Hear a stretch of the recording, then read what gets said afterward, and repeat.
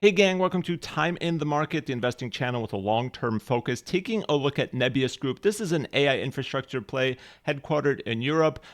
Breakaway from Yandex, a former Russian company that sort of sold off all of its Russian holdings and retained the core business that was outside of Russia. They are mainly focused on building out an AI infrastructure business in the form of Nebius Group. They also have some other smaller businesses that we'll talk about in a second. They're kind of similar to CoreWeave in a way. CoreWeave recently IPO'd. The IPO was a bit weaker than expected, maybe in the $20 billion range. But since then, they IPO'd at an inopportune time. Maybe the stock has doubled up into the $90 range and up again pre-market, trading at $42 billion market cap, closer to 51, 52 billion enterprise value. You'll look at Nebius, which is still in the infancy stages of building out that business. But obviously, people look at this compared to that. You've got an $8 billion market cap company here, $7-ish billion enterprise value when you account for cash. Probably lower when you account for the value of the other businesses they have and the potential to grow from here. So you look at this, $8 billion, $9 billion, whatever it's trading at, compared to something trading at $40 billion. Clearly, people have an opinion that this stock could become that and more. So if that's the case, and you see this business a couple of years from now trading at 40 to 50 billion, clearly won't be a bad result for shareholders if they feel that way and that actually comes to be. One thing to remember is that this is a business that's very much in its infancy. They sold off those Russian assets, raised $2 billion, and they're just starting this AI infrastructure business to really buy in on this AI boom that's out there.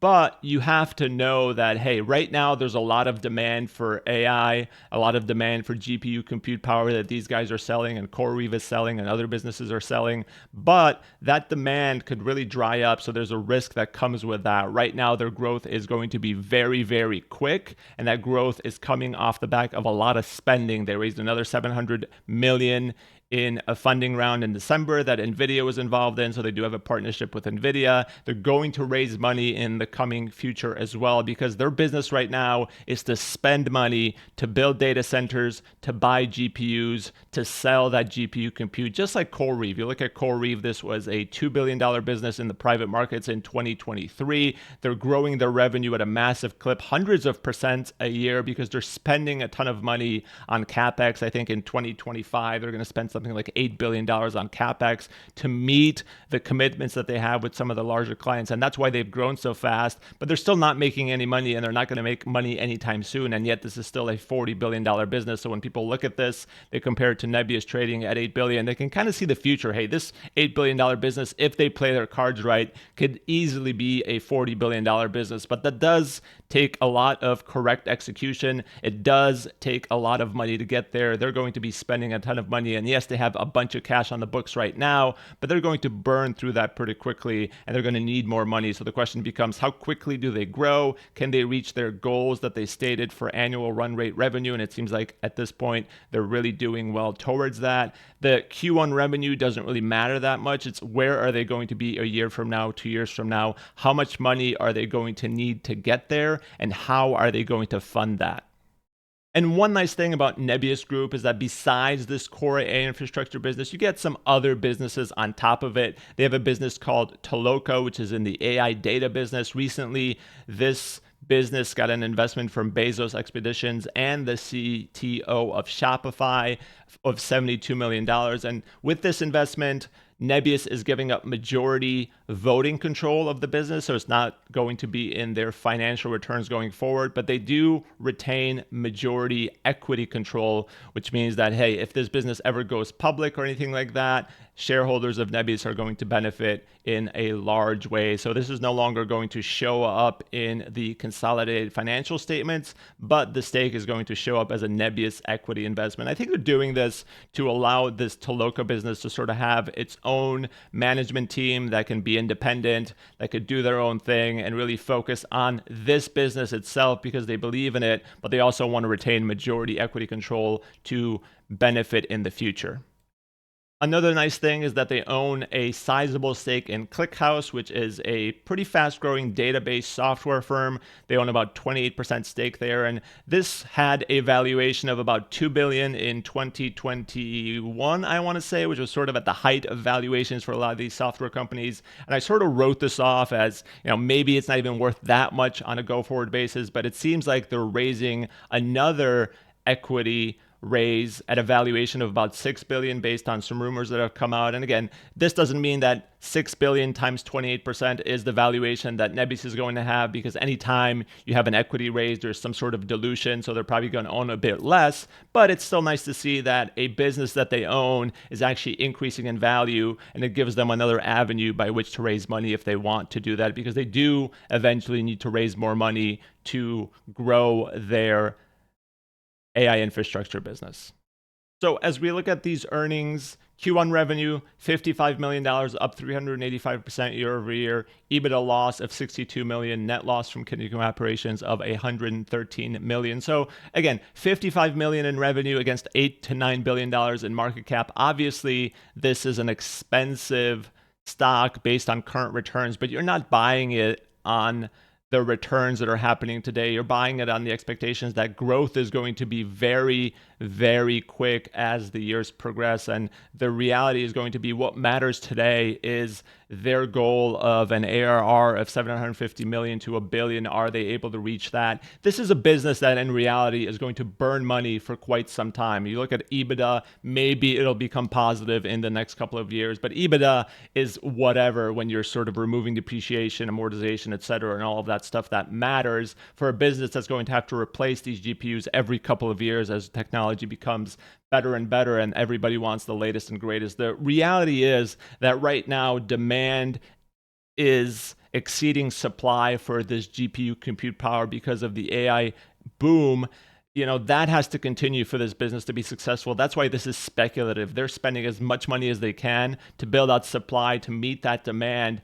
If supply ever exceeds demand, then that becomes a problem for a company like Nebius, a company like CoreWeave, all of these other hyperscalers that are out there that are doing similar things, because right now they're able to charge, $7, $8, $9 per compute hour. If that number starts to drop because demand starts to drop, because now people are using inference instead of training, and that requires less GPU, this becomes a tougher business to make sense of. That's why I say this is a speculative investment. Yes, it can be tens of billions of dollars in market cap in the coming years if they execute well, if the demand becomes consistent as it is today. But that is a lot of ifs, and it requires a management team that knows what they're doing. The lucky thing with this management team is that it is relatively experienced. They led a business in Russia that was, $30 to $40 billion in market cap for just that one market. They're taking a lot of that talent, that engineering talent outside into Nebius. And it's not just Nebius that they have, it's these other smaller businesses like TLCO, the stake in Clickhouse, another business called Triple Ten, their AV Ride, their autonomous vehicle business, and other things that we'll talk about in a second. But that's really what you're buying here. You're not buying current results, you're buying the prospect of future results.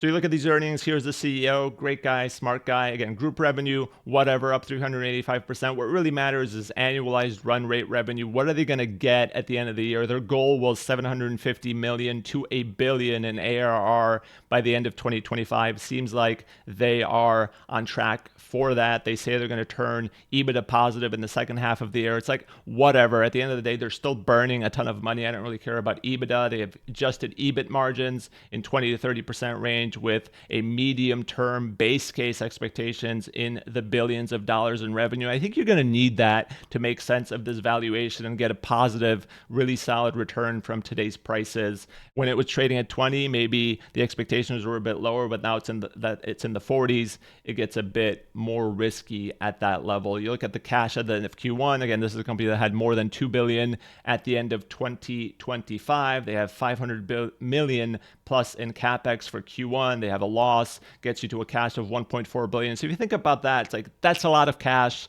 They don't have any debt, but if they're spending $500 million in capex every single quarter, that means they're going to run out of cash by the end of 2025. What does that mean? They're going to have to raise more money. They started with $2.5 billion from that divestment. They raised another $700 million from those investors in December, including Nvidia, but they're going to need more because they're already down to $1.5 billion after spending all that money to build out these data centers to get these GPUs. So what do they have? Again, they have a lot of these non-core businesses that they believe they can use to raise money, use to cut equity stakes. They have that minority shareholding in Clickhouse. if that continues to grow, if that valuation is real, maybe if they have a liquidity event, eventually go public, this is going to allow them to raise significant capital to invest in this AI infrastructure business. There's that TLCO business that they recently raised money for with Bezos Expeditions, with the CTO of Shopify. They have AB Ride, which is building autonomous vehicle technologies, and that's going to allow them to partner with many companies. They have a partnership with Hyundai, a partnership with Uber, and they're exploring strategic investments and partnership to help accelerate the growth. On top of that, they have no debt right now. They can raise more debt. So I think there's going to be a combination of debt raises, some dilution, some monetizing these stakes in their various businesses in order to raise money, in order to continue to fund the growth of this AI infrastructure business. That's really what they're focused on right now. So as we look at this core infrastructure business, you do have to think about Nebius as an investment in this. Yes, the other stuff is nice. AV Ride, TLCO, Nebius, etc. provide some upside, but the reality is they're going to monetize a lot of that to fund this core infrastructure business. They had $3 billion just last year. They're down to $1.4 billion because they're investing it in this. They're expanding their data center network. Opened a location in Iceland in March 2025, another one in Kansas City in April 2025, announced another one in New Jersey that's going to be available in late summer 2025, and their footprint is going to be 100 megawatts of capacity by the end of the year. They're going to grow that in 2026, but cash is going to be necessary. How are they going to raise that? It remains to be seen. They do have a software layer, a pretty in-depth software layer on top of this core infrastructure. So it's software as a service on top of hardware as a service, which is nice, which is why this business is pretty solid. Look at my other videos for more info on that. They have an AI cloud business, an AI studio business, which is sort of an inference as a service platform, not making a ton of money right now, but getting more registered users. This allows them access to a bunch of open source models. They feel like this is going to become a solid high margin contributor over time. They've got an ARR annualized run rate of 249 million by the end of March, 320 million by the end of April. So it's growing. It's going to reach that 750 to a billion target that they set last year. At least they feel like it's going to. I think the reason the stock isn't responding as much as some investors would like is because they're just saying we're going to hit our targets. We're not killing it. We're not beating it. We're doing what we said we were going to do. And that is maybe not what some investors expected. And that's not the end of the world. Obviously, as an investor, I would have been happier with a 20% bump to the stock, but they're executing, they're doing what they said they'd do. I know that they said in the last earnings that some customers were sort of making decisions slower than they expected, so maybe that's still the case. Maybe there's some worries about the economy and investing in longer term contracts. They do mostly work with smaller customers right now. I think the next bump for them would be if they sign a large contract with a bigger player like CoreWeave did with Microsoft, which makes up, a good portion of their revenue. They have a pretty sizable contract base coming up. Nebius really doesn't have that. They don't have this big customer to really give them stable revenue and a commitment from somebody to take whatever they are building out. Right now, they have to work with these sales teams, these go-to-market teams. It's just sort of a negative for them. One positive for them, though, is that they are based in Europe. I think customers are going to look at them and then look at a lot of these other businesses that are based in the United States. And maybe if they're unhappy with the leadership of the United States, they're going to choose a company like Nebius for a differentiator for some of their data, for some of their storage, for some of their AI workloads, et cetera. If you want to work with an American company, obviously CoreWeave, a lot of the hyperscalers are there. But if you want a choice of a European company that's not based in the United States, not working under the parameters of the US government, Nebius is right there for you, and that could be a benefit. Nebius was recently chosen to build an AI supercomputer for Israel over a company like CoreWeave, over Amazon, Microsoft, etc. So maybe there's some benefit to that. It remains to be seen. At the end of the day, these earnings aren't blowout by any means, but they're kind of what I expected. Does this mean I'm going to be buying a lot more at today's prices? Probably not, but it doesn't make me any more worried about the business than I was a couple of weeks ago. And it, gives me some belief that what they're doing continues to work because they're still on path to hit that 750 million to a billion ARR number by the end of the year. And they're still committed to investing a lot more going into 2026. So they certainly believe that there's a lot more revenue ahead. And they're kind of saying, hey, we're going to hit those multi-billion-dollar midterm revenue targets in a couple of years with EBITs in the 20 to 30% margin range. And if they can do that, at $8 billion, this is a smoking deal for sure. And here they talk more about their brand building, yada, yada, yada, all of that stuff. I have seen some Nebius ads on Facebook and Instagram for myself for whatever reason, so they're certainly doing a lot of that. I don't know if that's a good thing or a bad thing. It seems like CoreWeave doesn't have a lot of trouble in selling their capacity, mainly because they have that large contract. But Nebius is working with smaller customers, so maybe there's a bit more of a sales partnership dynamic that they need to build off of that. I would be happy if they signed a deal with one of the bigger players, a sizable government, etc., to really guarantee that revenue versus just trying to sell to smaller and medium-sized businesses, but that remains to be seen. More talk about AV Ride. Again, I talked about this in another video. They entered into a partnership with Hyundai to co-develop a full autonomous vehicle platform. They're going to test some of that stuff with Uber in the latter part of this year in Dallas. They have food delivery robots running, scaling across the US campuses and urban centers. They're doing the same thing in Tokyo and doing a bunch of testings in a bunch of other markets. Again, TLCO got that investment, consistent growth. They have Triple 10, which is an ed tech platform, reskilling individuals, growing at 140% year over year. And then they have that database service provider and Clickhouse and their 28% economic stake in the business that they're going to monetize, or they're going to see grow with a higher valuation. When I say grow, that's grow in terms of valuation. So overall, nothing amazing from these earnings, but at the end of the day, if you watched my other video, you sort of know what you're getting, and it continues to deliver on that. The reason the stock is up as much as it is because it's sort of following in the footsteps of CoreWeave. CoreWeave is up 116% since they IPO'd in the latter part of March. If you look at this company's performance since the latter part of March, it's basically up about 70%. So certainly tracking along with that company. And the idea is that, hey, if CoreWeave can do it, maybe Nebius can do it. Nebius is sort of starting behind, but the nice thing about Nebius is they sort of do everything from the ground up. In a lot of ways, they build and design their own data centers. They rack everything themselves. They have their own software layer. They have their own AI studio service that they have, and they have all of this other stuff on top of that. So it's certainly an interesting investment, but it's an investment that has to deliver results in order to pay off, because you are paying $9 billion for a company that had $55 million in revenue in Q1 of 25. Certainly expensive right now, but the growth is going to be huge. This is probably a company that's going to grow in the hundreds and hundreds of percent for the next couple of years, and if it does so, it can be a very interesting return for sure.